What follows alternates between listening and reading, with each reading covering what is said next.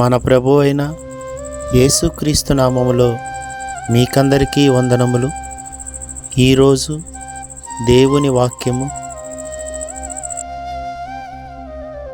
నీ దేవుడైన యెహోవా నీకు తోడై ఉన్నాడు, నీకేమీయూ తక్కువ కాదు. ద్వితీయోపదేశకాండము 2వ అధ్యాయము 7వ వచనము.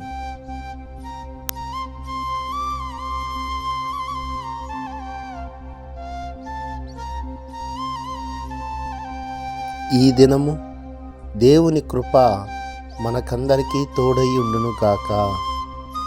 ఆమేన్.